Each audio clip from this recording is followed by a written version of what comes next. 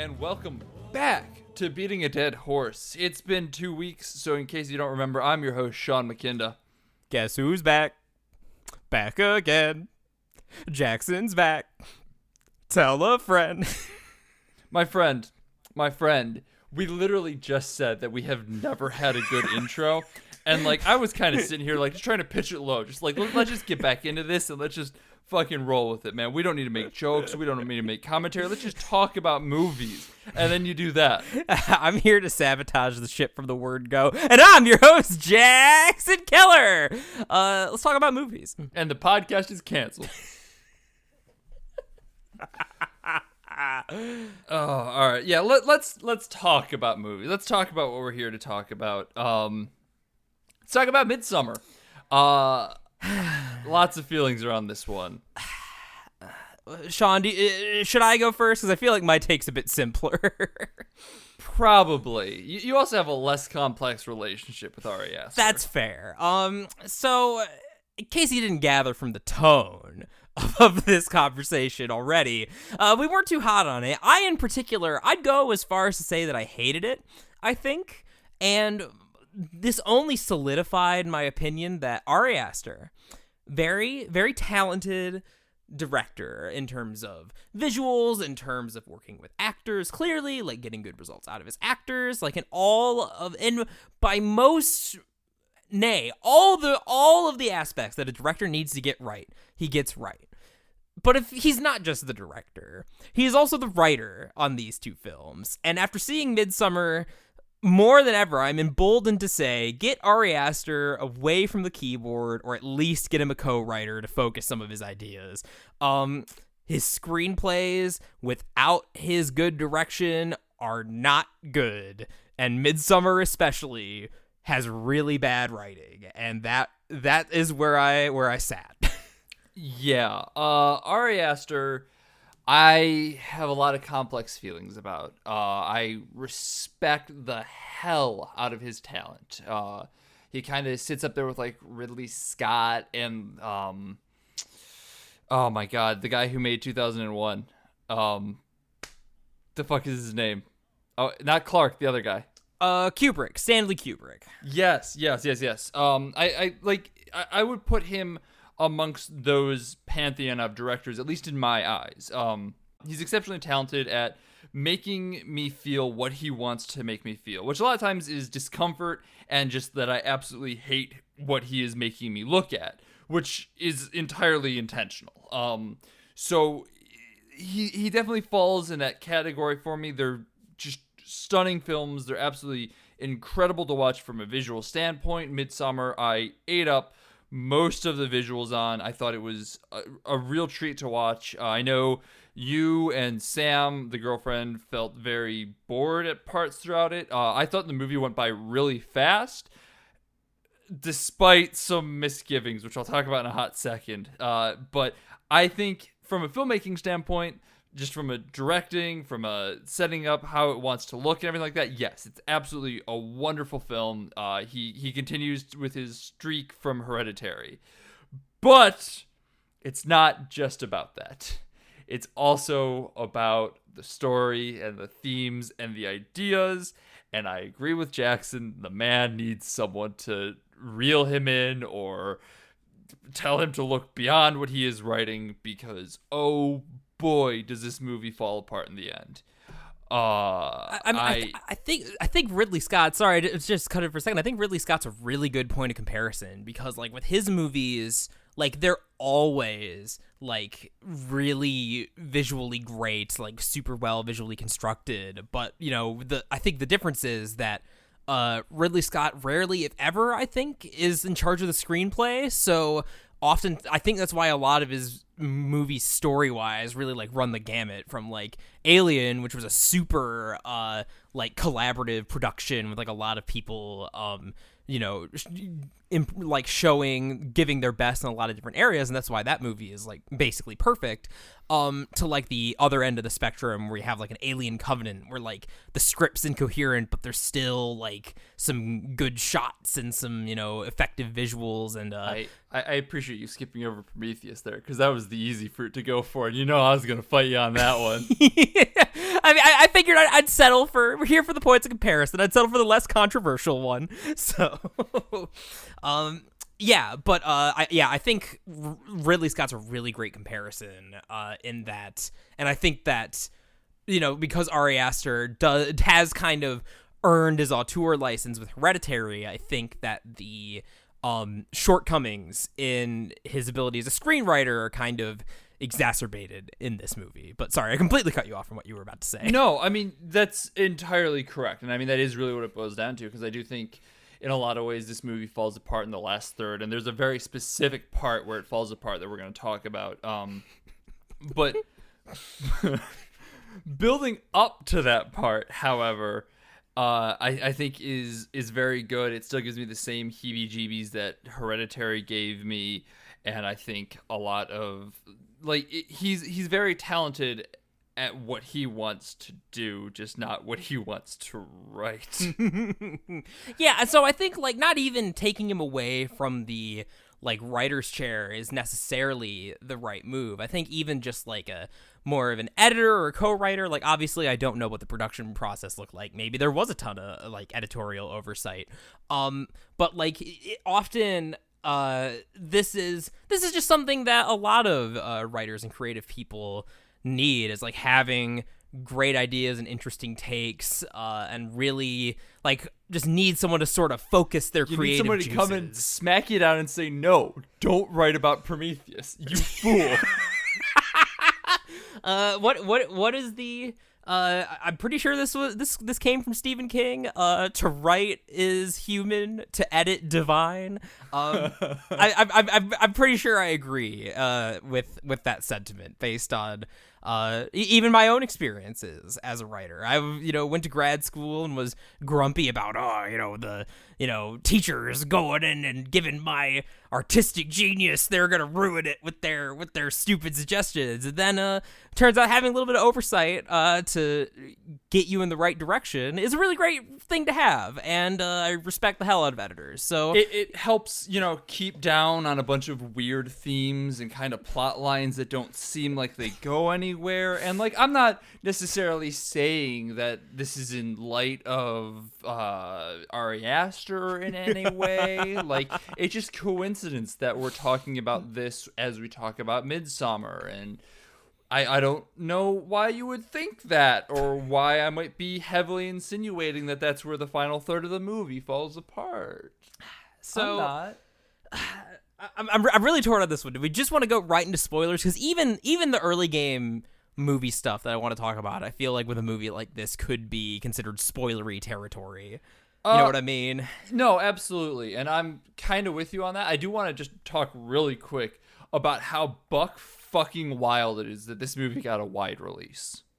Yeah, I'm actually, like, I guess Hereditary must have been enough of a financial success to warrant it. But, like, I'm kind of surprised we got Hereditary or this movie here in the boonies. No, it's fucking absurd. Because, like, I was watching this, I'm like, this is slow, deliberate, uncomfortable. There's nothing about this that screams wide audience to me. This is like an art piece that you would see at like a film festival or something like that. This is not a popcorn movie by any stretch of the imagination. Like, this isn't even popcorn horror. This is just gross and uncomfortable. Yes. And honestly, so this is why I'm torn, because like I really, really hated this movie. And so on its, by that metric, like I wouldn't really recommend it. But on the other hand, I want more movies like this to get made and see a wide release. So like I'm tempted to tell people to see it anyways, even though I don't like it. Like, you know what I mean? I mean, I think part of it too, like, this is just me kind of trying to put words in your mouth. But like, I think that if nothing else, we can agree that like it's very visually interesting, and there's a lot going on that I think would make it worth it to see, even if it does fall apart from like a narrative and thematic standpoint. Okay, I think that's fair. All right, yeah. Here's how I'll put it. If you are interested in the craft of filmmaking, or even just like have a vested interest in one reason or another for like film as a medium or an industry, even, I'd say go see it. If you just want to see a horror movie with like maybe an interesting story, if you're in it for the story, don't go. Is basically my verdict. Yeah, and if you're in it for like conventional Saw type horror, I would say probably don't go either. It's not a jump scare movie. No. If you've seen Hereditary, you know what you're in for with this. I mean, it's more of that, just deeply uncomfortable, introspective, quiet scenes where you just don't want to look at it. A lot of times where nothing's even happening, but you can't look at the screen. It's so uncomfortable. He's really good at like giving you that, like, you know, you're only looking through the cracks of your fingers, like whether it's because of like cringeworthy, uncomfortable character interactions or like really gruesome gore. He's really good at giving you that like that discomfort. Yeah, and he knows how to like punctuate it too, because if you're inundated with it, you're just like watching it, like, all right, cool, this is what's happening. But like he knows how to just be like, boom, move on. There it was. We're back to happy Swedish people in a field. Don't worry about it. Yeah. Which, I mean, that's not a spoiler. If you watch the trailer for it, you know exactly what this is. Yes. Cool. This is as a little bit early for us to dive into spoilers, but you're right. Like, this whole movie, like, everything plays off each other, and you can't really talk about the beginning without diving into further stuff on the end. So let's talk spoilers, but before we do, let's talk about what's happening next week, because, oh my God, is a lot happening next week. Woo, doggies. We missed last week's episode, and we feel bad about that. So next week, we're not releasing one episode. We're not releasing 2 episodes. We're releasing 3 fucking episodes. Fuck yes. All the horse content you could ask for. Giddy up, boys. We have a Lion King comparison piece coming out next week. We're going to watch both the Lion King movies, the original and the new one, and talk about the same thing that everyone else on the internet is talking about, which is that the new one looks like absolute dog shit. We have not seen it yet. I'm just going to go ahead and say that that's probably what we're going to talk about. I will say that, like, all I have seen of the new Lion King, aside from the trailer, is like the McDonald's screens of like Simba and Nala like running, and I'm like, ooh, that doesn't look very good. So yeah, look forward to that. It's gonna be great. But our other episode coming out before that on Tuesday, we're going to release an episode all about Rogue One. Now, why Rogue One, you might be asking? And the answer is because that was the first episode we ever recorded for the podcast. So we are going to release a new, updated version of Rogue One for our 100th episode. That's right, we've been doing this for 100 fucking times. We don't stop. We don't stop. The triple digit club. And not only that, but we're going to release the original recording for our lovely patrons. And oh my God, is it going to be a mess? It's going to be just us stammering through, uncomfortable, unsure how to proceed. If you're into like the fucking cringe, you're gonna cringe your way through it. But you will basically get to listen to baby podcasters Sean and Jackson. And I'm happy I didn't delete that episode. I still have it on my hard drive. It's not good, but you can listen to it. But it's time. So yeah, 3 episodes next week. We're sorry we missed last week, but hopefully this will make it up for you.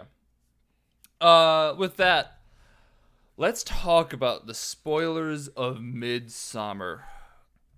All right, so I kind of want to start from the beginning. I don't know if you want to go first, since you were more positive about a lot of the beginning stuff. I was pretty skeptical from the get-go, and to be fair, a lot of that might have to do with the fact that Haley saw it before me this week and told me that it went to shit at the end. So I might have had expectations. Color a little bit of it, yeah. Yeah, I mean, like, I was already like kind of wondering if that was going to happen because, fans of the show will remember that I wasn't Hereditary's biggest fan. I had a lot of mixed feelings about it, particularly with regards to the ending. So I was already a little like, is this going to be an improvement? Is it going to be kind of doubling down on what I didn't like about Hereditary? So when Haley told me that, I was a little more cynical. So why don't we go with from a fan's perspective, Sean? Why don't we start with what you thought? Yeah, so the first 2/3 of the movie I thought were really effective. It kind of was setting up a bunch of ideas that I was excited to see how they paid off. I knew that breathing was going to be a thing for this movie in the way that the tongue click was in the last one, but I think with like even more of an emphasis on it. And so like they did a really nice job of setting up breathing, and it was, as I said in the pre-spoiler discussion, it was a ton of very uncomfortable shots, very good, making you crawl in your seat. Ari Aster is undeniably talented at looking at small-time tragedies. It opens with the main character's sister killing herself and her parents with carbon monoxide poisoning, already setting the seeds of like breath in your head. But it concludes with her sobbing in her boyfriend's arms. There's the character development working on is you're kind of uncomfortable with the fact that the boyfriend wants to break up in that moment.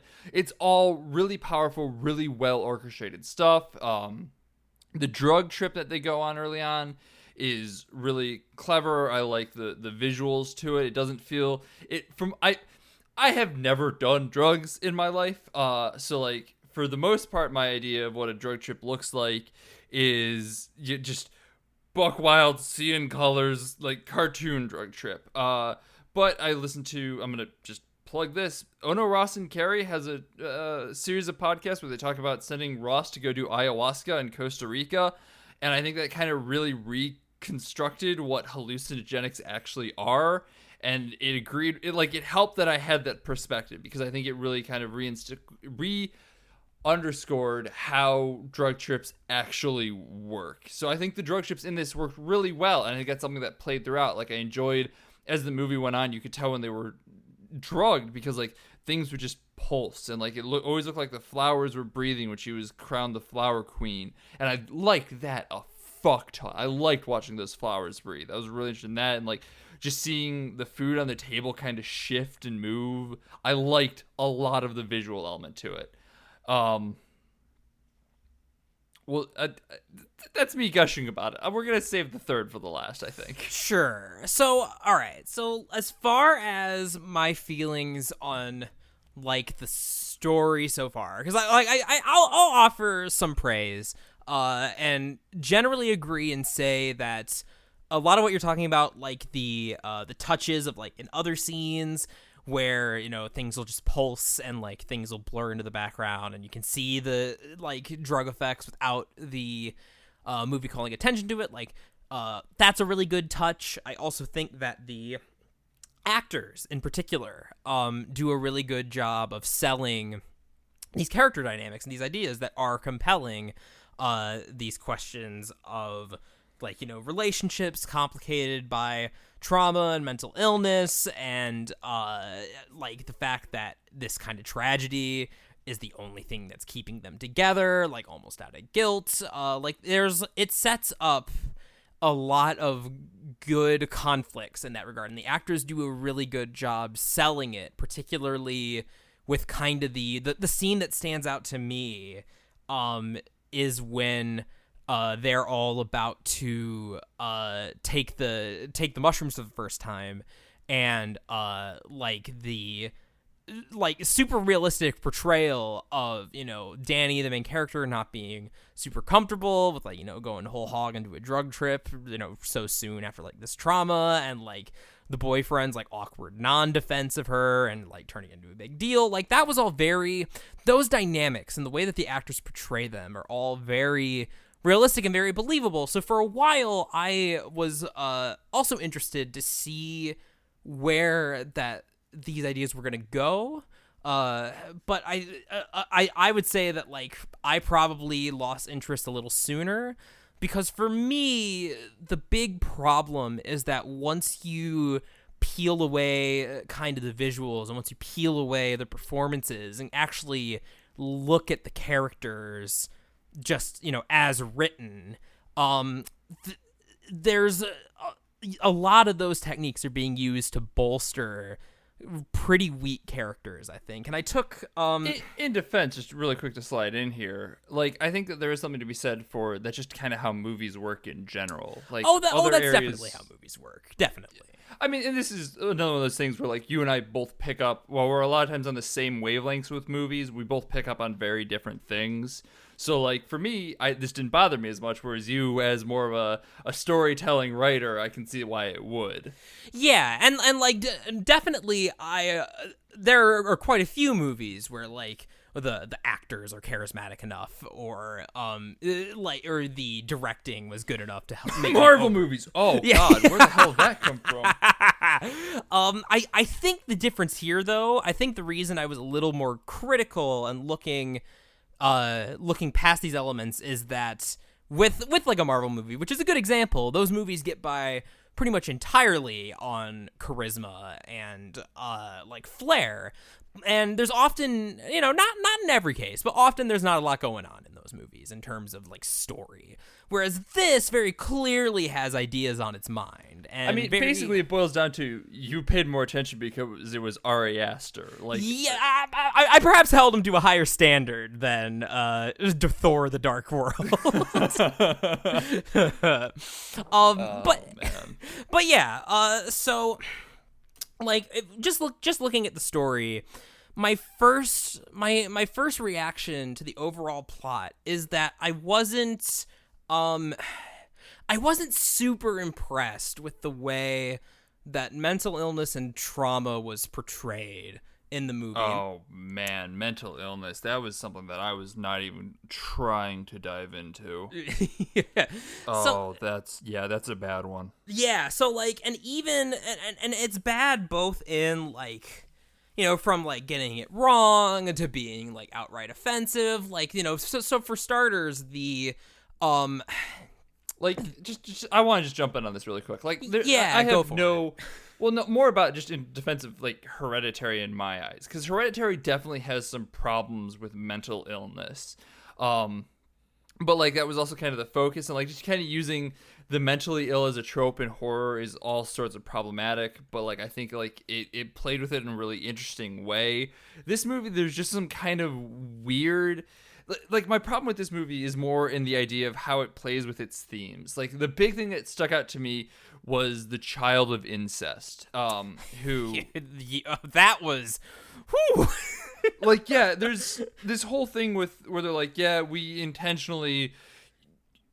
made an incest goblin, basically. Yes. Which, like, there's about 10 trillion things wrong with that. But like if you were to take that and make something interesting with it, or like try and say a point with it, sure, I'd be more inclined to see where that goes. But it's in the movie just to be in the movie. Like, I was honest to God expecting way more to do with it, because the child is in the trailers and everything like that. You can see the face that.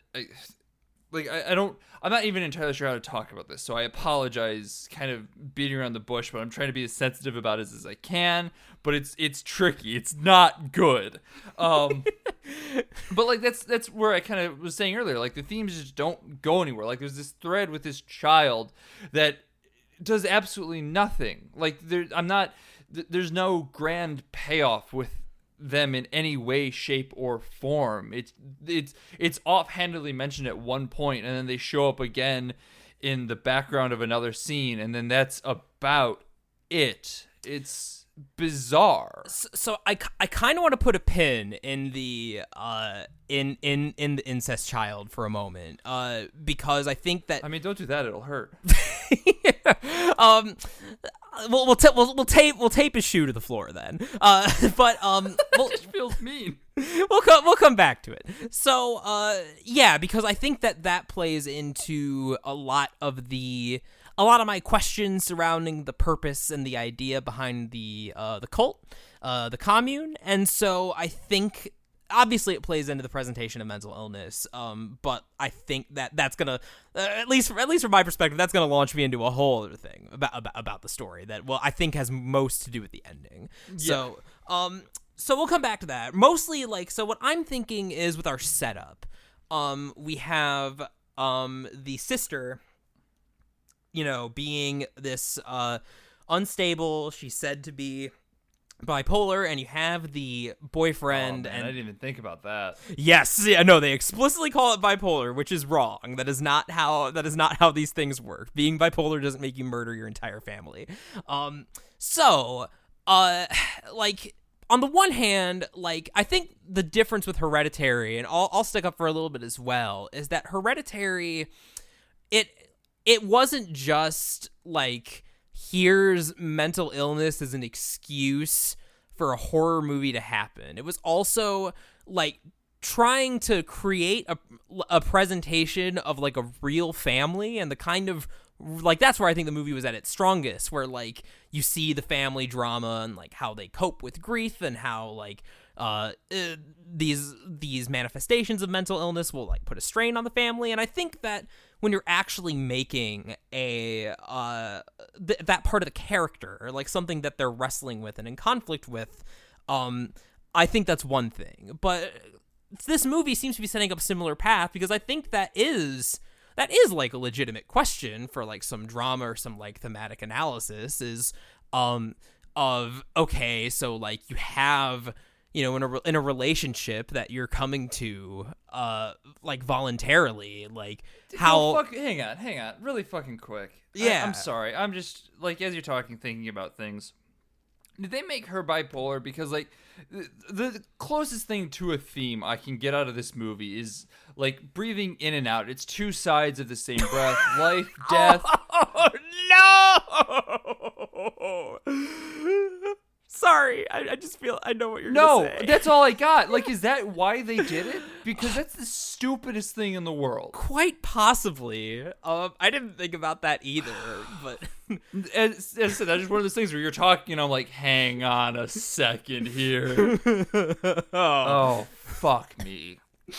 So, big oof. Big if true, basically. Big if true.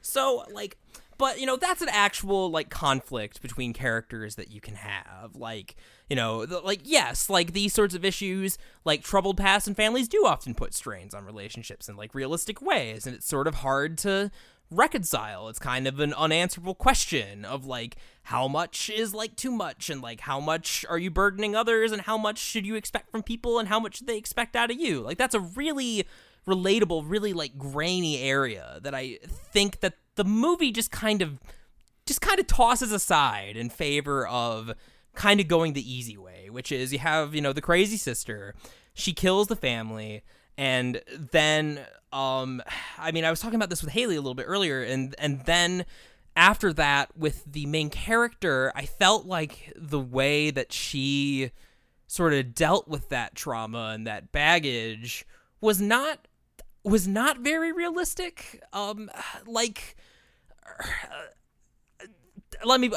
said this in the pre-discussion, and I'll say it again publicly, is that when I saw Hereditary, I was deeply moved and deeply disturbed by the way that grief and trauma was presented, and that the way it was portrayed. It was one of the most, like, haunting, powerful depictions of it I've seen in media, which is how it curried a lot of favor with me.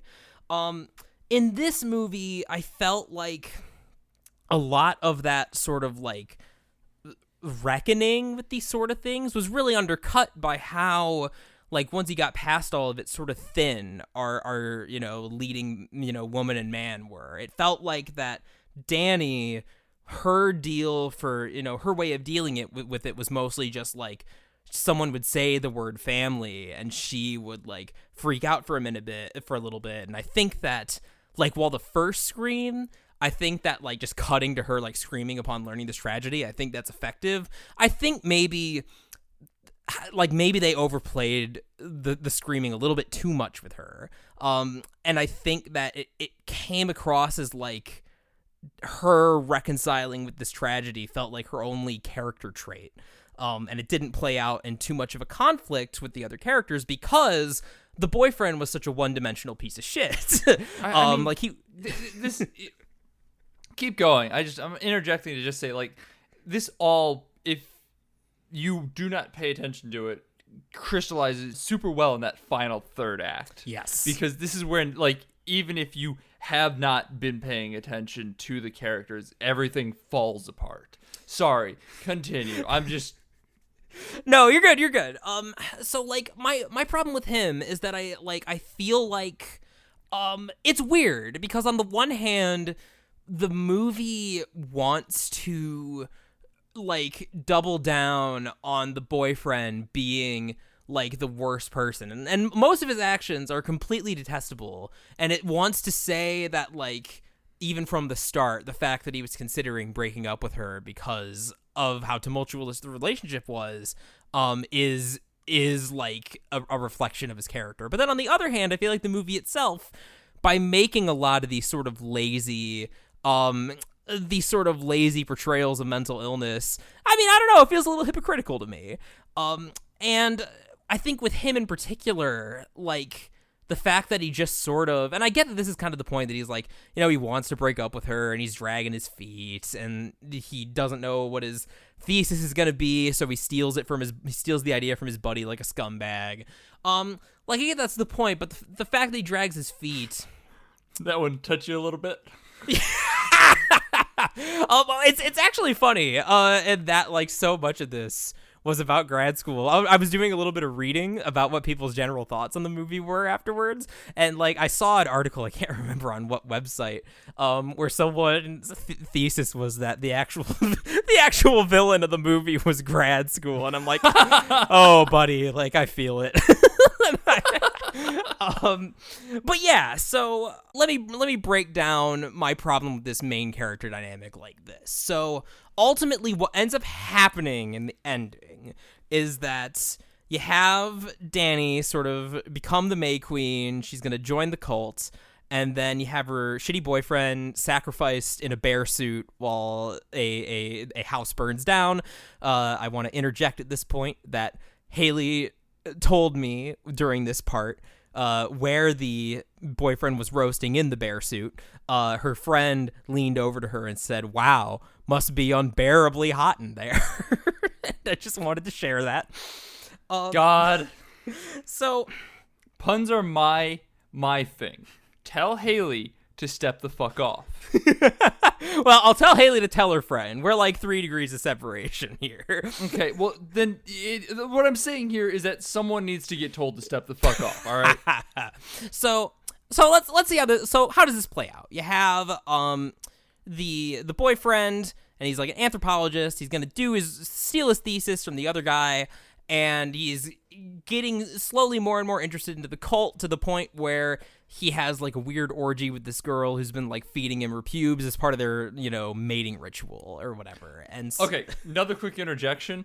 I was in a theater with a bunch of people. Most people were really quiet. There was a group behind me that were cackling throughout the movie at points that I totally respect them cackling at. It was actually a very entertaining, by and large, to listen to this group behind me.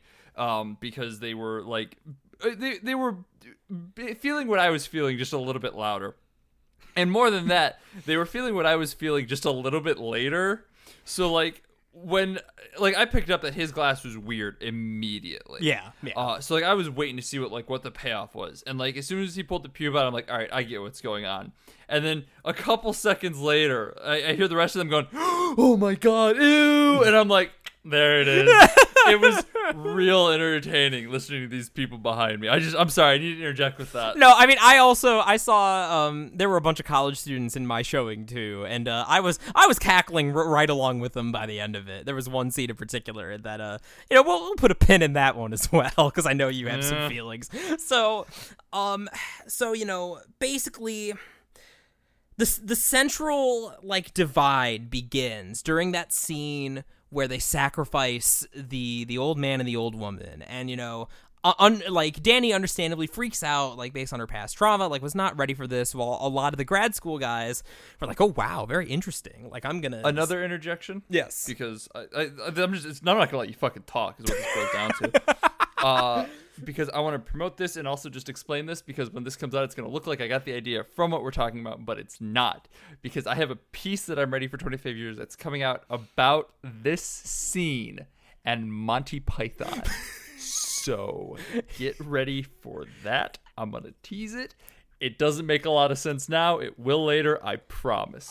Honestly, it already makes too much sense just having seen the movie, and that's the worst part for me. I was gonna say, it was one of those things where I told you about it, and you're like, "What the fuck are you talking about?" Then I'm like, "Let me explain," and you're like, "You know what? I get it." Boys and girls, strap in. It's gonna be great. So. This is the central divide, right? The grad school bros, they're all like intellectually curious, and Danny understandably wants to get the fuck out. So what you would think would happen, or at least like the way that it can be, you could imagine it sort of playing, is that like she's kind of trapped here at the whims of like the grad school bros that have been kind of ignoring her and treating like shit, who are getting involved with something they don't really understand and getting kind of suckered in. And that's kind of how it plays, because clearly, like the shitty boyfriend is off chasing the creepy, redheaded pube lady. And like that's how it ends up playing out sometimes. And that's also uncomfortably young. Redheaded pube lady. Yeah, very young, uncomfortable, definitely teenage to say the least. Which doesn't go anywhere either. Like that's the type of thing that feels like you should be uncomfortable watching it, but like there's just too much else happening that you can't focus on. We're getting there. We're getting there. We're getting there. Don't worry. And then, but on the other hand, there's also, I think one of the more interesting characters is the friend who is from the cult, Pell, I think his name is, and like something like that. Yeah, and he at one point after the ritual, he goes to Danny and like tries to comfort her and say like, hey, like, a Christian's my good friend, but like I gotta be honest, like you deserve like a family and like support, and I understand that you don't have that anymore, and like I can give that to you. And you can see from like his rhetoric and like what he's saying, it's very much like how people get suckered into like these cults in real life, because they target like vulnerable people and try to give them a sense of community and like kind of like get them in this way. But so I like this scene in a really uncomfortable way. I think that's super effective. It's a great scene and it's done really well. And this is what I mean when I say that Ari Aster is really good at these kind of narrative moments in micro. But in macro, when you take a look at the grand scheme of the plot, it never seems like it's working on Danny for the most part. It never seems like she's really getting suckered in. Nope. And it seems like the whole time. It also doesn't seem like Pele isn't really doing this for that reason either, outside of this one scene. Yeah. And like there's some ambiguity when they say like they commend him. He's got this like big old smile on his face. I mean, I think that part might be intentional, and that like whether. Oh, I mean, yeah. It definitely further clarifies it, but like we talk about setup and payoff, and like you have to kind of have reminders throughout, and there's just not really, because like there's just like one or two scenes where they're like, this is what's happening, and then you're just expected to like take it on face value. Yep. There's a lot of telling rather than showing throughout this, but also some really crystallized moments of showing. It's very strange. So when we get to the conclusion of like, Danny becoming May Queen and Christian burning alive, it feels like we didn't get there through like a logical like character way. It feels like, based on what we've seen, like Christian should be giving himself up willingly for this cult that he's like all in now, and Danny should be horrified. But now the way that it ends up like playing out, it's just like she just wants to get back at him for being a shitty boyfriend and not, which is weird. Yeah, like it just the ending's a whole lot of nothing basically, and it doesn't amount to anything. So can I take over? Can I talk? Yes, that was kind of you my can main. feel me chomping at the fucking bit on this one. You're raring to go. All right, floor it, Sean. Go. Hold on the gas. So Jackson has kind of touched on the ending. I want to talk about where this whole thing falls apart for me. Because there is a point where, like, I agree with Jackson. Like, you can kind of feel that everyone is kind of one-dimensional building up to the ending. And I think had it stuck the landing, it could have been a solid movie. And I think it would have undone everything else leading up to that point, like, played with, like, tropes and ideas. But there's a scene a third of the way through that just tells me that this movie is going nowhere. And it really shows where it all falls apart. And that is the sex scene. With this girl who clearly looks underage. It's got Danny dancing, leading up to the May Queen thing. There's all sorts of things happening. And the crux of the scene is Christian and the redhead girl going at it with a bunch of naked ladies going like, oh, next to them. Haley described it as an all-ages orgy. Yeah, basically. And, like, that's unto itself a really interesting scene. Like, that's, like, Eyes Wide Shut going on. You got a little bit of the end of Hereditary, and there's a lot in there to make you uncomfortable. Meanwhile, Danny surviving the dance and becoming the May Queen. There's a whole build up there where you're like, okay, if she wins the May Queen, they're going to sacrifice her. She's going to die. That doesn't end up happening. Okay, cool. Subversion of expectations. Like that's a big part of horror. You have to let people down and build them back up. She is going and burying some like oats and beef and egg in a symbolic gesture of a good harvest. So, you got the juxtaposition of two people in the relationship sowing different seeds. Visually, it works as a metaphor. It works in a lot of ways to convey what is happening.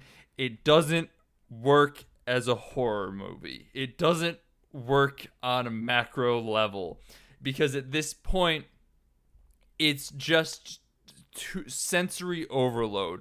There's too much breathing. It's too ridiculous. Everything that's happening is inherently kind of silly. And like that's part of horror. Is horror and comedy are two sides of the same coin. More on that in my article. But there's a point when it switches from being horror to funny because it both plays on the idea of expectation and payoff. And so there's just too much payoff, not enough expectation. I can't pinpoint exactly what's wrong with it, but this is the scene where everything gets just fucked in the worst possible way. There's just too much happening. It's too funny. You got Christian running out, dick a flopping everywhere. I was literally thinking about, like, it's flopping, but then he does the, like, riding at the end of MGS2 thing where he's, like, covering his junk. It's amazing. It's really fucking funny. It's great. It's great if it was trying to be funny, but it's not. It's trying to be uncomfortable, and it's not uncomfortable. It pulls it back together a little bit when you get to the guy and you see that, like, his open back and his wings are his lungs. Like, that felt very Hellraiser, and I was really into that. But then it goes right back to nothingness. It from there is when Jackson's whole thing happens, and it makes no goddamn sense. As a quick aside, just to kind of talk about like how he could have salvaged this, I want to talk about Mark, and I want to talk a little bit about Cabin in the Woods. So we're going to talk a little bit about spoilers about Cabin in the Woods, but I imagine most people are familiar with that enough that I'm not super worried about it. Because Mark is our Joker kid. He makes jokes, he vapes, Where's me Jew? Honest to God, I thought that vaping thing was going to pay off in some capacity because like there was a lot of visual indication that you should be watching it, like the clouds forming and stuff like that. I'm sorry, I'm just blowing past your joke. I'm too caught up in the moment. You're good. Keep going. So like it's weird. I don't really. It's just another element of things that like feel like setups and don't pay off in any way, shape, or form. So like they skin him, take his face, and they put him in a scarecrow outfit and stick a Joker hat on him, and he's He's the jester. After he pisses on the ancestral tree. Right, I must add. So they make him out to be this Joker, and like it felt like it was going to kind of pay off in a way that Cabin in the Woods does, where like they must sacrifice the tropes of horror movies, the virgin, the Joker, the stoner, etc., etc. And it doesn't. It just ends, and like it's there's clearly a lot of ideas getting built up to this point, and the sex scene and after is where it shows that none of them are going to pay off in any way. The breathing never really manifests into any sort of clear, coherent theme. The bear is set up and paid off in that they put him in the outfit, but it doesn't really make sense why. You don't really see him as a bear. He's not a large gay man. There's just a bunch of like strange idea. The kid, the child of incest, does nothing throughout this movie. They just exist and are there despite being the face on the promos. It all falls apart here and doesn't save itself. So let me jump in because I think that the sex scene and the incest kid, surprisingly, are both focal points of my other big criticism of the movie's narrative, and that's that this idea that we're doing things just purely for shock value. Now, I am by no means a Puritan. I'm an extremely edgy man. But when you're trying to make something a little more thoughtful, as kind of the intro sort of, has us hoping for, that's when I start to like turn my nose up a little bit. As well as Hereditary. Yes, no, exactly. Like Hereditary set the standard of like doing something like shocking, but in a way that like made sense for the narrative and had a lot of like sweeping character and thematic implications. It's the curse of the auteur, honestly. Like, yes. You don't expect an auteur to go out and make a vapid horror movie. No. And you don't expect them to make Annabelle. Right, but like that's my big criticism is that like when I started getting bored and kind of like wanting it to be done was when I sort of like realized, and it was a little bit sooner, I can't pinpoint the exact moment, but eventually I just sort of realized like, okay, so like this is basically going to be more brutal Wicker Man. Like, is that what's happening here? Even the fact that he was burnt up in a bear suit, I don't know. Haley's got a historian friend who says that they were really good about like incorporating lots of Norse mythology into their customs and stuff. So I don't know if this is part of that or if the fact that they put him in a bear suit was just a reference to the Wicker Man. But even if it is a bunch of Norse mythology, like this is this is my fucking hill to die on. Yeah. You need to establish this. Right. It's the fucking hole all over again. You can't just have this. It might be great for other people to get, but you need to establish it for the rest of the audience. I don't care if it is a direct reference to Norse mythology in some way or another. And I'm sure it is, because everything else in there was runic symbols from the Norse mythology. But like there is so much. I'm fairly familiar with Norse mythology, at least as far as like the gods go, and there's no other references to that. There's no indication. Like at one point he's like the bear represents like our sins or something like that, but there's no prior setup in that vein, which makes me think it's just a Wicker Man reference. But you can't have a reference be your big focal ending. No, you can't. You cannot, for sure. That would be like Jaws ending by going, "I am your father," and then it just ends. Oh God, what was I? Oh, all right. The cult. So, the thing about the cult and the thing about both.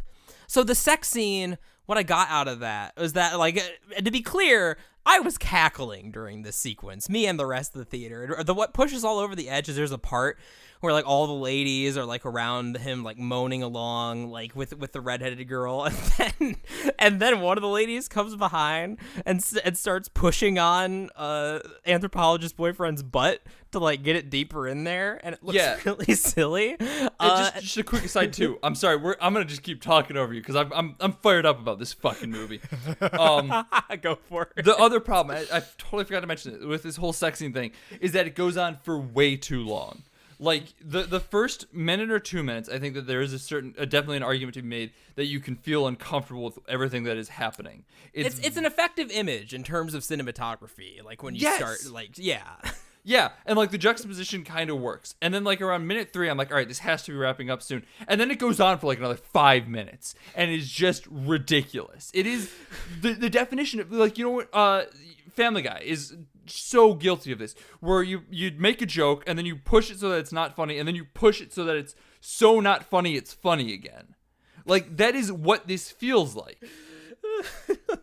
So like for me, it's not creepy, it's creepy, and then it's not creepy, and then they try and make it creepy again, but it's just a grandma pushing on this dude's ass, and it's not creepy. Giving him a good old spank there to help him on his way. So during this is also our big character moment. Like you said, it's crossed with the fertility ritual stuff, and like she sees that, you know, he's finally cheating on her, and she like screams, and all the ladies who are with her like scream with her. And like I also laughed at this, even though I think in isolation the ladies, I dug this scene, actually. See, I think that like the lady screaming with her, I think is an interesting image and idea, especially considering like, you know, you're going to be part of the family, part of the collective, like, you know, we're all going to be in tune with each other. But I think for me the contrast between it and all of the ladies also moaning along with her, I think it was too much for me. I think it pushed it a little bit over. It's just sensory overload. Yeah, there's too much happening.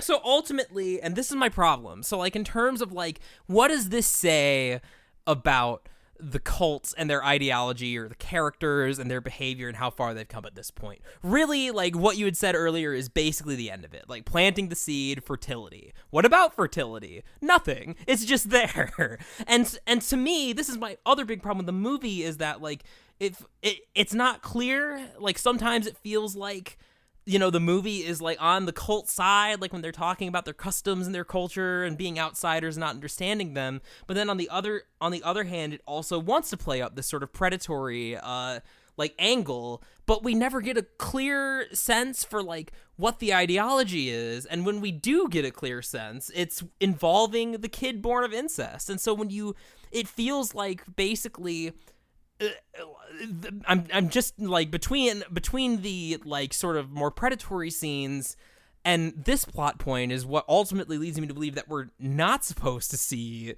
like the cult as like a equally valid like other culture. Weird enough in a movie like this that's even a question, but whatever. Yeah, no kidding. So the fact that like, and you know, if we're getting into like, you know, questionable, problematic portrayals, to say the least, it feels like the only reason they have the incest kid here writing their holy text is to basically say, like, well, you know, if you're thinking that, like, yeah, maybe they have a point about their customs and their rituals, well, don't worry. Like, we had, like an inbred person writing their holy text, so clearly it's nonsense. And so if the cults... like, again, that is... Yeah, wow, okay, I hadn't even thought about that. That takes us to another level. Yeah, so, like, A, just let that percolate for a second. But B, at that point, if the point of the cult is that it's nonsense, well, then, like, why should we care about any of their, like, customs or rituals or try to find any meaning out of it? We shouldn't. It's just an excuse to have, like, extreme sensory overload at that point. And that's my other big problem with the movie story is, like, kind of, it falls apart for me on, like, the personal character interaction half. It doesn't make good on that. And then as far as the, like, bigger ideas of, like, communalism versus individualism and, like, outsiders to other cultures, like, it's a big old nothing on that front, too. I was gonna say, there's nothing there. There's... You kind of have to stretch to see it, and I know that we're big on stretching to see things here at Beating a Dead Horse, yeah. But Mr. Fantastic and Monkey D. Luffy got nothing on us. this is out of our reach, even. Oh yeah, yeah. But that's it. That's my main thought. A lot of it well-directed trash, basically. Yeah, honest to God, I agree with you. I think that there's a lot of really interesting stuff from a visual standpoint, but it falls apart, and not in a great way. And especially like looking up at it from your angle, it is really worse. I think it's one of those movies that I'm gonna hold in respect from like just the craft of directing and visual elements. But unlike Hereditary, I will not be buying this or probably watching it ever again. Yeah, I mean, it's just so tough for me, like this question of as far as like a recommendation, like I'm really struggling on this one, just because to the right person, who really cares about the filmmaking, I can see the story problems not being that big of an issue. If you listen to Beating a Dead Horse and you think, wow, I agree with Sean almost 100% of the time, go watch this movie. That's probably a fair way to put it. If you're like, I think I side more with Jackson or I'm somewhere in the middle, probably skip it. Yeah, I think that's fair. Cool. We good? We want to wrap it up here? I think we've said all that we need to. I think we've hit all the important points. Great. Then I've been your host, Sean McKinda. You can find me on Twitter at Sean_McKinda. You can find me on Twitch at twitch.tv/helpless_Skippy. You can find me over at 25yearslatersite.com writing about a bunch of different shit, video games, movies, TV shows. I do a bunch of writing over there. I'm going to do even more soon. So pay attention for that, especially with my Monty Python and Midsommar article. I'm very excited to write about it. It should be out relatively soon. And I'm Jackson Keller. You can find me at twitch.tv/JacksonJKeller. Just kidding, I barely stream there. Actually, go find me on Sean's channel playing Pokemon on Wednesdays. me and my good pal Connor, I also stream with him. That's whenever we feel like it, because he's got like 2 jobs, and basically if we're going on, he's going to text me like an hour beforehand at like 10 p.m. So, yeah, catch us at twitch.tv/Genghis_Con_. Play Smash, play Mario Maker. It's going to be great. Unlike us, who have no jobs. And if you want to get in contact with the podcast, you can do so by tweeting at BADH_cast on Twitter. I tweet out updates and stuff like that from there. Sometimes I'll retweet funny jokes related to the movies that we're watching. I don't do that much on there, but you can check it out. You might find some stuff. You can also tweet at us and be like, hey, you fucking suck, you Galoombas. So that's an option.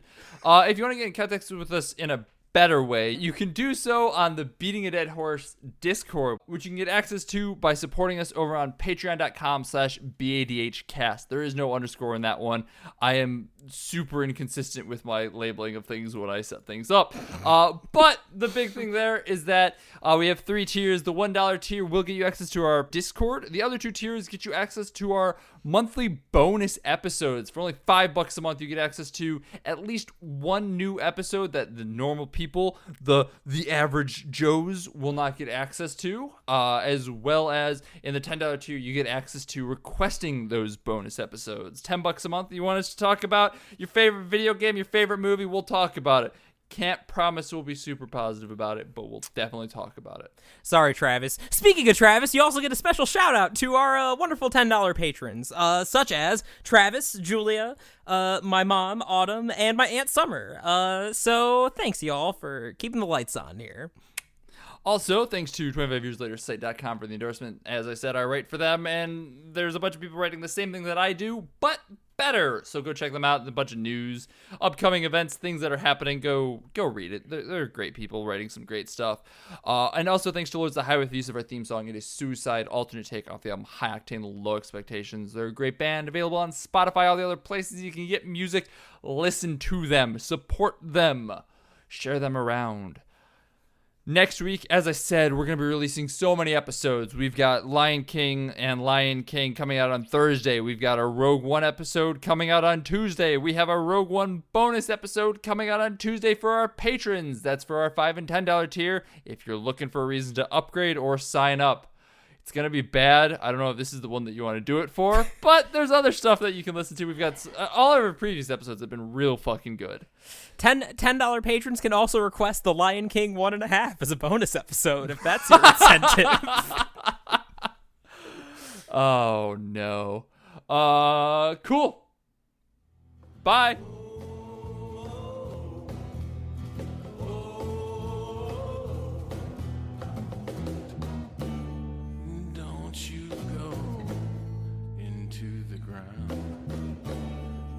you go.